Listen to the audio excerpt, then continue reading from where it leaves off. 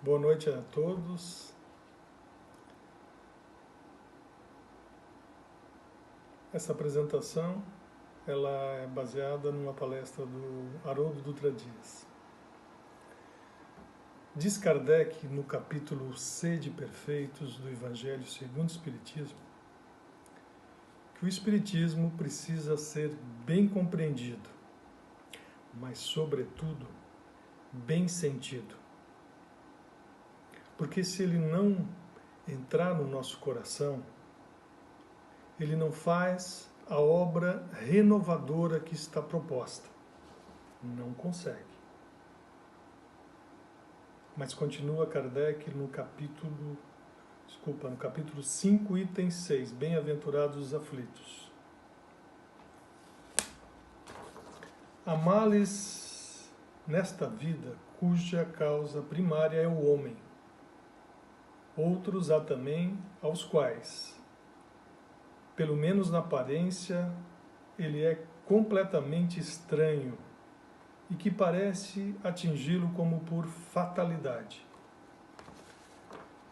Tal, por exemplo, a perda de entes queridos, a perda daqueles que são amparo da família, os acidentes que nenhuma previsão poderia impedir, os reveses da fortuna que frustram todas as preocupações aconselhados pela prudência, os flagelos naturais, as enfermidades de nascença, sobretudo, as que tiram a tantos infelizes os meios de ganhar a vida pelo trabalho,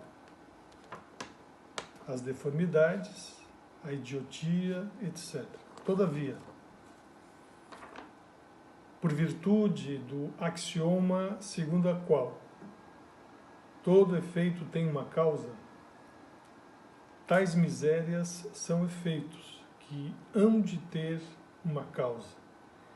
E desde que os efeitos, precedendo sempre a causa, se esta não se encontra na vida atual, há de ser de uma vida anterior a essa.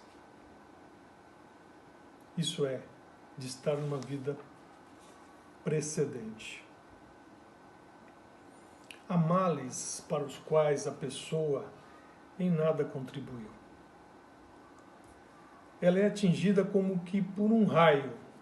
De uma hora para outra, a sua vida parece transformar-se para pior na sua visão. E ela enfrenta um momento para outro um sofrimento incrível. Isso pode ser uma doença nela ou no ente querido, um abandono do ser amado, um revés financeiro, etc. Por mais que ela tenha agido de forma prudente, com toda seriedade, com toda honestidade, aquilo não foi suficiente para poupá-la daquele sofrimento que parece chegar de forma gratuita. É aí que então o Espiritismo apresenta sua mais alta dose de consolação ao espírito humano, dizendo que nós não somos o resultado de uma só vida, de uma só existência, porque elas são absolutamente insuficientes para explicar a vida. O Espiritismo nos explica que temos múltiplas existências e que elas são todas solidárias. Então a nossa vida é como se fosse uma novela. Cada existência, um capítulo. Ou se preferir, no seriado, cada episódio, uma vida. As existências são solidárias, elas se unem e nós não podemos cometer o equívoco de avaliar uma criatura somente pelo corpo, pela que nós estamos vendo. Você olha para uma criança de 2 aninhos de idade. Ela só tem 2 aninhos. Mas ali está olhando para, não apenas para um corpo, mas para um espírito imortal. Um espírito herdeiro de centenas e centenas de existências, cheias de experiências boas, ruins, com imperfeições, com virtudes, com habilidades, com inabilidades, e que nasceu com um propósito. Aí nós nos lembramos do livro Ceifa de Luz, lá no capítulo 27, também psicografada por Chico Xavier, onde Emmanuel esclarece. No limiar do berço, pede a alma dificuldades e chagas, amargores e cicatrizes. Entretanto, recapitulando as próprias experiências no plano físico, torna a concha obscura do egoísmo e da vaidade, enquistando-se na mentira e na delinquência, aprendiz recusando a lição, ou doente abominando o remédio. Em quase todas as circunstâncias, o ser humano persegue a fuga que lhe adiará indefinidamente as realizações planejadas. Porque nenhum de nós nasce sem um planejamento. E esse planejamento é simples, ensina Emmanuel. Tornar-se melhor quando você for embora do que quando chegou.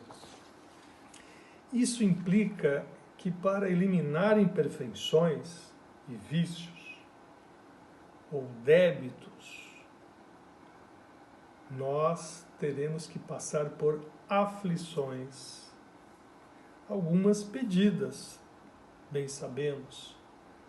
Só que às vezes a gente está lá no mundo espiritual, vai reencarnar e pede para resolver todos os seus débitos numa existência só. Pede muita coisa. Só que quando chega aqui, a gente vê que a coisa não é tão simples, tão fácil, se apavora e pede, pelo amor de Deus, tira esse fardo, baixe os nossos débitos, pede uma moratória para o Senhor. Mas continua Emmanuel. Valoriza a aflição de hoje, aprendendo com ela a crescer para o bem, que nos burila para a união com Deus. Porque o mestre que te propões a escutar, Jesus, e seguir, ao invés de facilidades no imediatismo da terra, preferiu para ensinar-nos a verdadeira ascensão, a humildade da manjedoura, o imposto constante dos serviços aos necessitados, a incompreensão dos contemporâneos, a indiferença dos corações mais queridos e o supremo testemunho do amor em plena cruz da morte. A verdade é que nós podemos dizer que para enfrentar as aflições que têm causas em vidas anteriores, nós precisamos permitir que o Espiritismo entre em nossos corações. Porque se ele entrar só na nossa cabeça, a gente não fica de pé no momento do sofrimento extremo. Não adiantam palavras, não adiantam explicações. Você não pode, por exemplo, chegar num velório onde uma mãe está enterrando um filhinho de 2 anos e querer dizer que aquilo talvez seja um débito do passado. Querer dar uma palestra de meia hora. Não adianta. Não alimenta a alma. Isso não alimenta a alma. É por isso que Emmanuel nos diz que a inteligência sozinha é como uma placa no deserto, indicando a direção. O peregrino sedento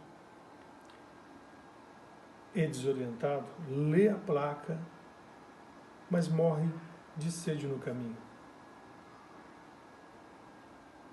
O sentimento, a bondade e o amor, sozinho, é como um poço de água no deserto. O peregrino sedento e desorientado vem, mata a sua sede, mas se perde porque está desorientado. Então, é preciso conjugar a placa e o poço, esclarecer e consolar. Nos momentos em que nos encontramos nas aflições cujas causas estão em nossas vidas anteriores, precisamos de consolo. Precisamos de alimento para o coração. Você precisa de força, de coragem. E isso só quem pode dar é quem é capaz de amar. E em alguns momentos somente a prece. E é aqui. Esta é a experiência verdadeira de religiosidade. E aqui é a verdadeira experiência de religiosidade. É por isso que muitos abandonam a religião quando estão defrontados com a dor. Porque a dor é o supremo teste da fé. Mas a questão é que quando uma aflição vem do passado e nos alcança nessa vida, só tem um remédio, entregar-se a Deus, confiar. Confiar que as circunstâncias que expressam a vontade divina vão se alterar. Que há um propósito por trás de todo acontecimento. Que os sofrimentos são como as tempestades, elas não duram para sempre.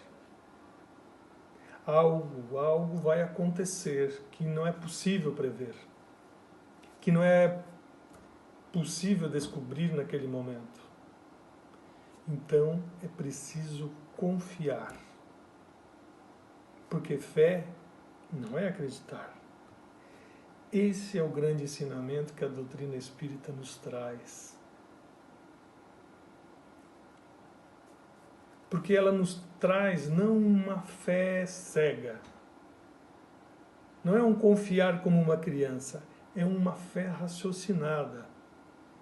Você confia porque tem pelo menos uma base. Você não sabe por quê, qual a razão exata daquele sofrimento que você está passando. Mas você sabe que tem uma razão. Você sabe que existe uma lei divina. Você sabe que existem múltiplas existências e que elas são todas solidárias. Então você confia.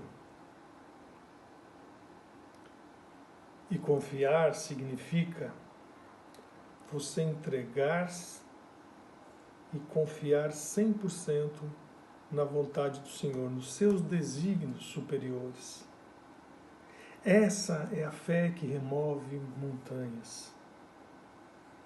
Essa é a verdadeira experiência de religiosidade. Isso é religião de verdade. O resto é treino. No mais, todas as práticas são apenas oportunidades que o Criador nos dá de adquirir provisão, preparo espiritual para os momentos de dificuldade em que nós teremos que verdadeiramente confiar, entregar-se ao Pai Criador. Essa era a mensagem da noite. Obrigado pela atenção. de todos, vamos confiar em Deus, vamos confiar na providência divina que sabe o que é melhor para nós. Nosso Pai sabe do que precisamos, vamos confiar. Então, seguimos na sua luz, na sua paz, Senhor, que assim seja. Graças a Deus.